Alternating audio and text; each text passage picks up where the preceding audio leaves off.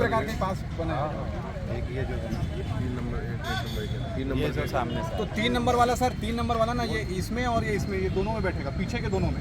ये बताओ gate number 1 किसको बोला, तो गेट नंबर 2 ये बताया हुआ यार, जो बताया हुआ वही होगा, कोई चेंजेस नहीं होगा।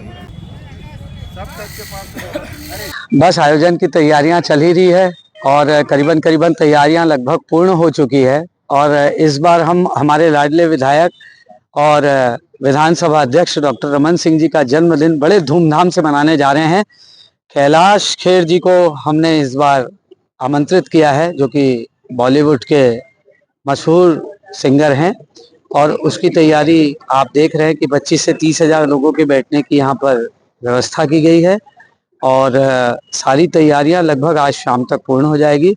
और मैं आपके माध्यम से लोगों से यही अपील करता हूं कि शांति व्यवस्था सौहार्दपूर्ण माहौल में हम इस जन्मदिन को एक नया आगाज ने, और राजनांदगांव अपने प्रिय नेता, अपने लाडले विधायक का जन्मदिन ऐसे मनाएं कि राजनांदगांव फिर से एक नया इतिहास लिखे।